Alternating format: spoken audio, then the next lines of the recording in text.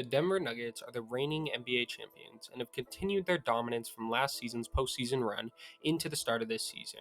Yet it hasn't been Nikola Jokic or Jamal Murray or even Michael Porter Jr. to turn heads the most. It's been the unlikely hero of the Denver Nuggets in Peyton Watson, the former 30th overall pick who is turning heads across the league and potentially developing into the next star for the Denver Nuggets. If I'm drafting players, I am not drafting somebody that averaged 3 points a game. I'm not. I'm just not. Nuggets GM Calvin Booth did an interview with Kevin O'Connor of The Ringer. He said a lot of things that you don't typically hear GMs say. He said some of these teams were trying to get Bruce, trying to make it worth it. It's like, just be careful what you wish for. Peyton's bigger, he's longer, he's more athletic. He guards better. He passes better. They have to replace production that has been lost. Bruce Brown has to be replaced. You know who it's going to be?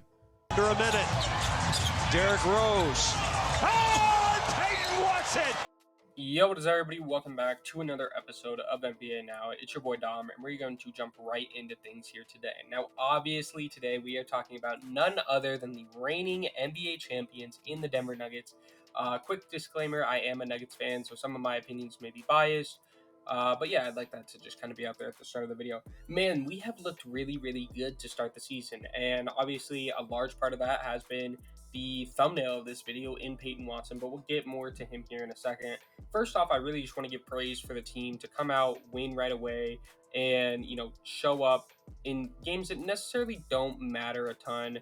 Now, I was fortunate enough to go to the home opener versus the Los Angeles Lakers, which that was a super, super fun game.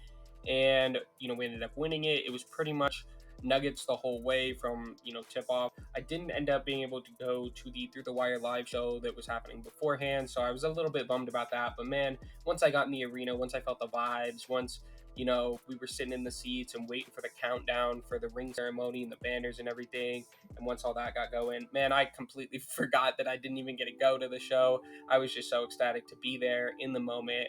Obviously, it was Nuggets history for it to be happening, and so to have that opportunity to be there was super, super awesome. And yeah, it's something that I'll remember for the rest of my life. But the rings, they look so much cooler than the leaks. I had seen some leaks of the rings initially, and I was looking at them and I was just like, man, this is really what we're rocking with. But once I saw them in person, they were completely different than what had leaked, and yeah, they looked awesome, and I was super excited to be there. But as it goes for the actual game, we looked super, super good. We felt like we could kind of control the pace and really just the entire essence of the game from start to finish. It didn't look like the Lakers were really able to kind of get into anything. The most interesting takeaway I will have from that game from the Lakers perspective was, and I haven't been able to catch too much Lakers basketball since that game, but in that first game, when Christian Wood got on the floor, I saw them go to a zone pretty much specifically when he was on the floor, which was pretty interesting because you don't see zone used a ton in the NBA. So for them to break it out in the first game, especially what seemed like to hide Christian Wood on the defensive end, was very interesting. It didn't work amazingly for him. But yeah, we were able to pretty much cruise through that game, obviously against a team that we faced in the Western Conference Finals last year. And although we swept them, the Lakers do project to be a very good team, and they've had some struggles here so far to start the season. But it was a very good win for us, especially to win on opening night with the ring ceremony at home, a lot of media attention versus the Lakers. So a big win to start the season, in which Pwat actually was able to get on the court. He got about 3 points. He didn't play a ton. He only played 11 minutes. And it was kind of questioning if he was going to live up to some of the comments that Calvin Booth had recently made. But to kind of segue into Peyton Watson, the next game he comes out versus the Grizzlies, 3 blocks, all on Derrick Rose. Looked fantastic. I was able to catch that game as well. Not obviously in person because it wasn't even here. But yeah, I was able to catch the Memphis game. And man, he looked dominant defensively. He was making his 3-pointers. So far on the year, he's like 4 of 12, I'm gonna say, from 3 or something like that. So he's shooting decently from 3. Obviously he's not shooting, you know, at like a elite level, but in the games where he's taken 3, he's made at least 1. So that's something good to see out of Peyton Watson, who sometimes is questionable as a shooter. I think from a just from a perspective of, oh, you could have Julian Strawther out there, or oh, you could have Reggie Jackson out there, or whatever. And we'll get to Reggie because I do want to give him his praise here in a minute. But yeah, Pwat absolutely showed up in the Memphis game. And then I was watching the OKC game. I actually fell asleep at halftime, funnily enough. But man, when I was watching the OKC game, he was doing really well. Finished that game with 17 points, 4 rebounds, 1 assist, 1 steal, 1 block, shot 8 for 11 from the field. And man, that was the game where it just felt like he was going to break out and we were just going to see 15 points off the bench for the next 10 games from him. That isn't really what happened over the last 2 games. He did kind of pull it back a little bit. But, in the Utah game, we pretty much handedly won that as well. Even though, Utah has like a very big front court, we were still able to get Pwat out there, still played decently, still got a block. And really, the biggest thing for him is he has been just an X factor on the defensive side of the ball. Him and Aaron Gordon have seemingly reached another level in their games on the defensive side of the ball. And from an Aaron Gordon perspective on that, it didn't seem like that was going to be an area that he was going to be able to unlock because he was just playing so good last year, especially in the playoffs on the defensive end. And it seems like he's even kind of parlayed that into this year and taken that to another level where honestly, if Aaron Gordon doesn't make an all-defensive team, I think it's going to be a crime.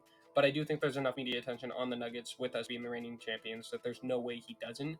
But yeah, Aaron Gordon has looked phenomenal in his own right. And then obviously in this last game, Peyton Watson only had 4 points, 2 rebounds, and assists. He didn't have any like defensive numbers, whether it's like a steal or a block. But again, I wasn't able to catch the Timberwolves game, so I don't really know a ton from that game. As for how that game looked, when I look at the box score, it doesn't look like anybody beat us too bad. It doesn't look like we did anything too great. I think we had some struggles shooting wise and maybe just playing in some of their bigs and stuff like that. It looked like Naz Reid had a really good game for them off the bench. So I think that might be a big reason as per why we lost, which we'll get to some of our bench big play here in a minute. But I do want to kind of just wrap up with the Peyton Watson stuff. Obviously, Kevin Booth had some comments come out of the offseason, in regards to Peyton Watson, in which, he was talking about how teams we're trying to get Bruce and trying to make it worth it and like to be careful what you wish for, and the fact that Peyton Watson is bigger, he's longer, he's more athletic, he guards better, he passes better. That clip that I showed you guys at the start, obviously it was kind of running all over the place media wise when the comments came out. Now he did end up addressing those comments, saying that those were supposed to be off the record, so I do kind of feel bad for him in that sense because some people were taking them on the far right or the far left, like this guy is way too bought in with his team, he's dissing players and all this and all that. And then other people were saying, oh, it's awesome to see him that confident in the team, because he was saying other things like, hey, we want to try to win 3 or 4 championships if everything goes right, and it might be difficult to repeat, but the hope is that here in 5 or 6 years we're multiple time champions, which is something interesting to kind of see from a general manager, because obviously he did want those comments off the record, but having them be, I guess, on the record at this point and kind of be out there for the public, it's not something you typically see from general managers, and gave quite an interesting perspective into his thoughts on some players and some reasonings as for why he did things such as the Bones Highland trade and other things as well that he may have been criticized for in the past. But to kind of continue that on into some stuff that he was criticized for in the past was Reggie Jackson. The re-signing of Reggie Jackson, it was right away in free agency. A lot of people were not exactly happy with it, as obviously we pretty much spent all our money we could on bringing back Reggie Jackson. But so far to start the season, man, Reggie has looked really good. He's been out there 7 points per game. He's shooting about 44% from the field and 31% from 3. And off the bench, just as a scorer, as a little bit of a playmaker, averaging almost 4 assists per game, he has looked fantastic. He's really filled him, and the combination of Peyton Watson and Christian Braun's development have really filled in the role that Bruce Brown had last year. And obviously when I was at the Nuggets game versus the Lakers, man, he would just come down, he'd get the screen, pop in the mid-range, felt super in rhythm and ready to go with the system. I think having him last year for part of the year and then being able to bring him back into the same system, giving him more time, and obviously him being bought in with the bigger role and the success that we had last year has been huge for him, and he's played really good. So I'm happy to see that. Now, I was a little bit skeptical on bringing him back. I didn't know necessarily if we could have gone and got somebody else and then brought in Reggie still on a lesser deal, but we brought him in, and he's definitely playing up to the contract that he got. Now, he's a guy that's averaged pretty much 20 points per game before as a starter, and that's only like 4 years ago when he was with the Clippers. So he's definitely a guy that can score the ball, and that's exactly what he's doing off the bench for us. And that's even with, like I said, Peyton Watson progression, who's now averaging 7 points per game, and the Christian Braun progression, who's averaging 8 points per game. And again, is another guy that I think has really stepped up on the defensive end. Obviously, Braun, his calling card last year was to be our main defender off the bench, and he's been able to be a little bit more serviceable on the offensive end, even though he's missed his layups here and there and he's missed his threes, but he's been more serviceable on the offensive end. And I think, after that playoff success that he had that helped lead us to the championship, he has been so crucial in continuing to be good for this team and know his role. When he gets in with the starters, he plays well. When he's in with the bench, he plays well. He's just a guy that knows how to play winning basketball, and that's as simple as that. I mean, just look at his resume, right? But really, to kind of wrap up things for the bench, Dorian Strother's looked decent in the minutes he's gotten. There, he's been very streaky, whether he's making or missing shots, and hopefully he keeps taking them. Hopefully that's a point of emphasis to kind of just keep taking them until they start falling, because obviously he was a very good shooter in college, whether it was crunch time, whether it was throughout the game, and so hopefully we can kind of see that continue into the NBA. I do think right now he's maybe not getting the maximum amount of minutes, and maybe still kind of just trying to figure out the NBA game. So I'd give him and most rookies 15 to 20 games before we start forming true opinions on where they're at. As for the other rookies, Jalen Pickett hasn't played a ton, and then Hunter Tyson himself hasn't played a ton as well. Hunter Tyson obviously looked very, very good in the summer league, so we'll see if either of those two kind of get in for some more minutes as we kind of continue throughout the season, as I'm sure they will, whether it's a guy sitting out a night or, minor tic-tac injuries, as they always happen throughout the regular season. As for the starters, KCP has been on and off. He's continuing to shoot very, very good, shooting 44%, and if there's anything you can ask from KCP, it's to play some good defense and shoot threes, which is exactly what he does and fits with our team perfectly well. Again, to Porter, he's been a little bit streaky shooting-wise. He's struggled, honestly, to start the season shooting-wise, so hopefully those kind of pick up, but he's a career, 40% shooter, so I'm not necessarily worried about it. He's got enough of a resume behind him to show that, yes, he's shooting 31% from three right now, but those should bump up number-wise, and we should see him kind of turn back into the shooter that he was. I think it's probably just early season shooting struggles for him. Then obviously Aaron Gordon, a guy that I think should again be a lock for a defensive team. He has played so well in the minutes he's gotten. We haven't played him as much as a bench five. We've been running Zeke Naji there, who obviously we gave an extension to in the offseason, and Zeke's looked good there. Obviously the big thing with Zeke as the backup five is you really lose any sort of rim protection, but having Peyton Watson off the bench and having Christian Braun have helped that quite a bit, as obviously, being guards / wings that can block shots and get steals at the level that they can, I think has helped Zeke Naji out a lot in that sense. And so Aaron Gordon's been able to, not have to play as many minutes per game. He's only averaging 28, which is second lowest of the starters. And that's something that obviously wasn't happening last season because he was running just as much with the starters as he was with the bench, playing the backup five when Jokic wasn't on the floor. He doesn't have to do quite as much of that, and he's been able to really focus on the defensive side of the ball, which is okay because Jamal Murray and Jokic have looked just as good as ever on the offensive side of things. Jamal Murray has been lighting it up from three, shooting over 46% from three to start the season and averaging over 18 points per game. Now, I'm interested to see if Murray does take that step that a lot of people were wondering if he would take, to closer to a 24-point per game score to try and put himself in an all-star conversation, or if he's kind of okay with, his 18 on very good efficiency, playing the second fiddle to Nikola Jokic every single game throughout the regular season, and then once playoff time comes, stepping it up to that next level, which we obviously know that he can do, and he's shown that he can do in multiple playoff runs to this point. And then Jokic himself has putting up MVP level numbers, obviously triple doubles here and there. I think I saw a stat that he was the fourth youngest player to ever reach the amount of triple doubles he has in his career, so shout out to Jokic for that. And then obviously 26 points per game, almost 12 rebounds, 7.5 assists. We know what Jokic is capable of. I mean, it's Nikola Jokic. He's a multiple-time MVP.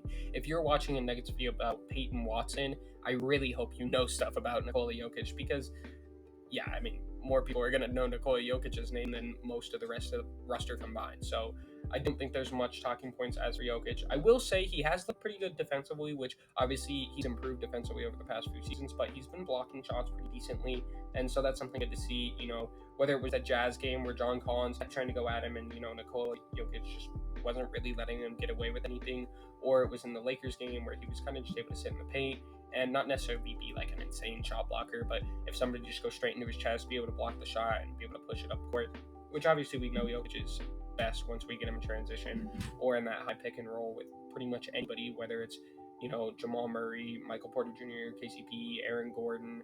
All of them work very well with him, or off the bench we've seen Reggie Jackson able to take that role as well. So there's not enough good things that I could say about Nikola Jokic.